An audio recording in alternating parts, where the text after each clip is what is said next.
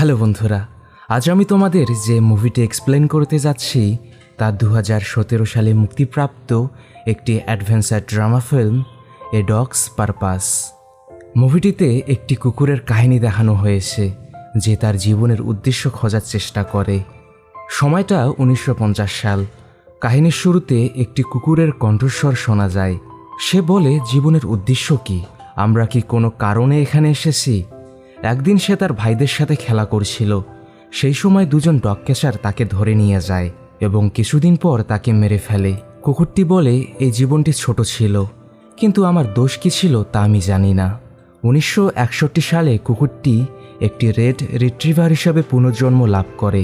তাকে কুকুরছানার মিলে একটি খাঁচায় দেখানো হয়।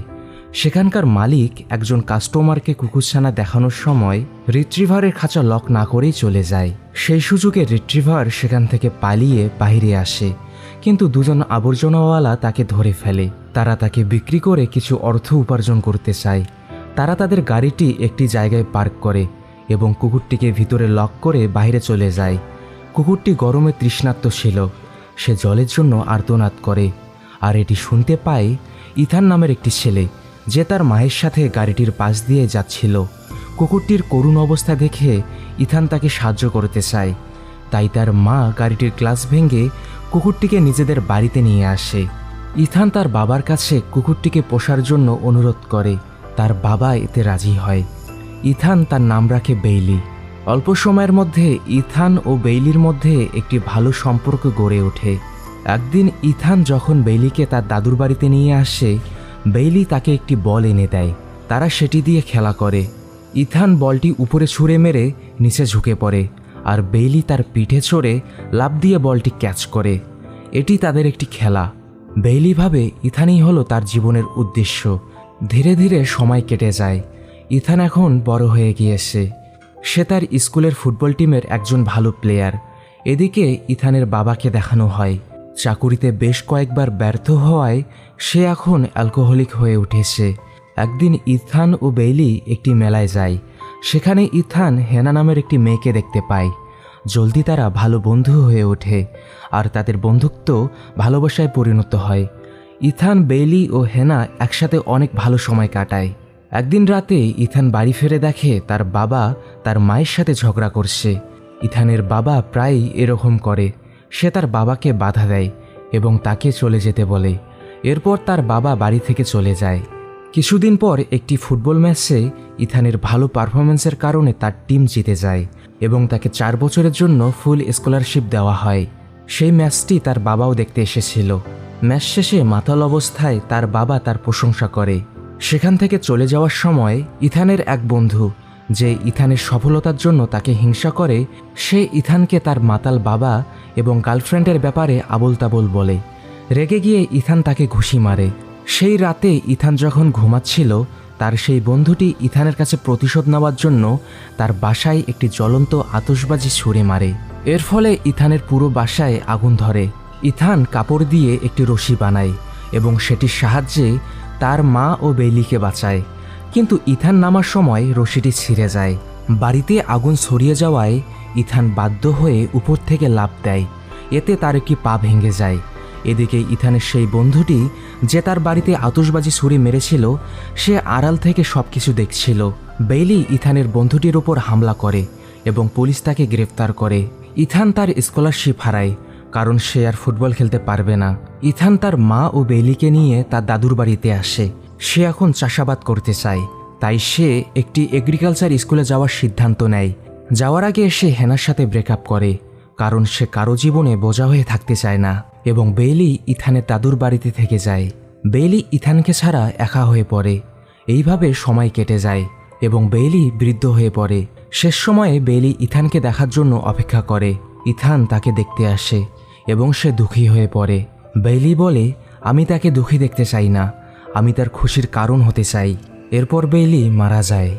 1980 সালের শুরুতে বেইলি এবার একটি ফিমেল জার্মান শেফার্ড হয়ে পুনর্জন্ম নেয়।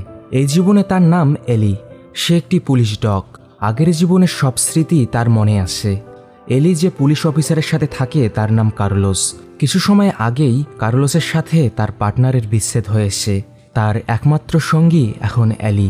কিন্তু কার্লোস ইথানের মতো এলির সাথে খেলাধুলা করে না। সে খুবই স্ট্রিক্ট।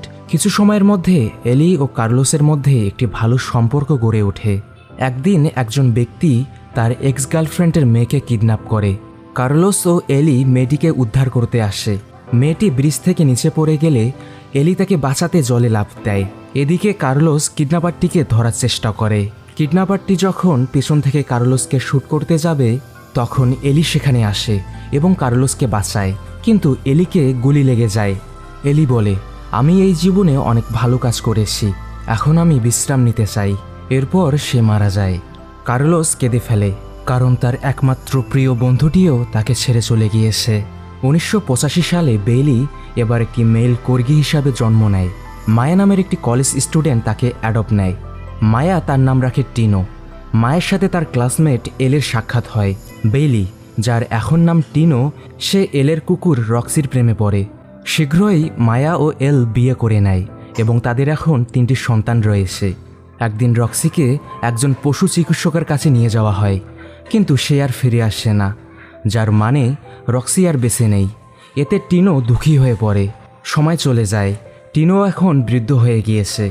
মারা যাওয়ার আগে টিনো জানায় এটিই তার সেরা জীবন, আর এর জন্য সে মায়াকে ধন্যবাদ জানায়। সময়টা 2014 সাল। এবার বেইলি একটি অস্ট্রেলিয়ান শেফার্ড হয়ে জন্ম নেয়। শুরুতে ওয়েন্ডি নামের একটি মেয়ে তাকে অ্যাডপ্ট করে, কিন্তু তার স্বামী মোটেও তাকে পছন্দ করে না। কয়েক বছর পর দম্পতি আর্থিক সংকটে পড়ে, তাই তারা বেইলিকে অন্য কারোর কাছে রাখার পরামর্শ নেয়, যারা বেইলির দেখাশোনা করতে পারবে। কিন্তু ওয়েন্ডির হাজবেন্ড তাকে দূরে একটি জায়গায় ছেড়ে আসে। বেইলি সেই জায়গাটি চিনতে পারে। এখানেই সে তার দ্বিতীয় জীবনটি ইথানের সাথে কাটিয়েছিল। সেখানে সে হেনাকে দেখতে পায়, যে ইথানের প্রাক্তন গার্লফ্রেন্ড। এরপর সে ইথানের খামারে আসে এবং ইথানকে দেখতে পায়, যার বয়স এখন প্রায় 60। সে দৌড়ে গিয়ে ইথানের ওপর লাফ দেয়। বেইলি ইথানকে দেখে খুব খুশি ছিল, কিন্তু ইথান জানে না সেই তার বেইলি। সে বেইলিকে খাবার খেতে দেয়, এরপর তাকে স্থানীয় একটি অ্যানিমেল শেল্টারে রেখে আসে। রাতে ইথানের বেইলির কথা মনে পড়ে। আজকে সে যে কুকুরটিকে দেখেছে তার মধ্যে সে বেইলির ঝলক দেখেছে, কিন্তু সে জানে না সেই কুকুরটিই তার বেইলি, যে পুনর্জন্ম নিয়ে তার কাছে ফিরে এসেছে। পরের দিন সে বেইলিকে সেই শেল্টার থেকে নিয়ে আসে। ইথান বেইলির নাম রাখে বাডি। বেইলি ইথান ও হেনাকে এক করাতে চায়, তাই সে হেনার কাছে আসে। হেনা বেইলির গলার বেল্টে তার মালিক ইথানের নাম দেখতে পায়। হেনা ভাবে হয়তো কুকুরটি তার বাড়ির পথ হারিয়ে ফেলেছে, তাই সে বেইলিকে নিয়ে ইথানের খামার বাড়িতে আসে। হেনা ইথানের সাথে দেখা করে জানতে পারে ইথান এখনও বিয়ে করেনি। এখানে আমরা জানতে পারি হেনা কিছু বছর আগে সে তার হাজব্যান্ডকে হারিয়েছে এবং গত কয়েক মাস থেকে এই শহরে সে তার মেয়ের সাথে থাকছে। অতীতে ইথান হেনাকে ছেড়ে দিয়েছিল, এর জন্য ইথান তার কাছে ক্ষমা চায়। এরপর তারা বিয়ে করার সিদ্ধান্ত নেয়। ইথানকে খুশি দেখে বেইলিও খুশি হয়, কিন্তু সে ইথানকে বোঝাতে চায় সেই তার পুরনো বন্ধু বেইলি। সে একটি বল এনে ইথানকে দেয়। ইথান স্বাভাবিকভাবে বলটি ঢিল মারে এবং তাকে সেটি আনতে বলে, কিন্তু বেইলি এভাবে খেলতে চায় না। সে ছোটবেলার মতো তার সাথে খেলতে চায়। এবার ইথান বলটি আকাশে ছুঁড়ে নিচে ঝুঁকে পড়ে, আর বেইলি তার পিঠ থেকে লাফ দিয়ে বলটি ক্যাচ করে। এটি দেখে ইথান তাকে জিজ্ঞেস করে, তুমি এটি কেমন করে জানো? কারণ এই খেলা বেইলি ও ইথান ছাড়া কেউ জানতো না। ইথান তাকে কয়েকবার বেইলি বলে ডাকে, আর এতে বেইলিও তাকে সম্মতি দেয়। ইথান বুঝে যায় এই তার বন্ধু বেইলি। এত বছর পর বেইলিকে আবার ফিরে পেয়ে ইথান ইমোশনাল হয়ে পড়ে। শেষে বেইলি জানায়, আমি আমার জীবনের উদ্দেশ্য বুঝতে পেরেছি।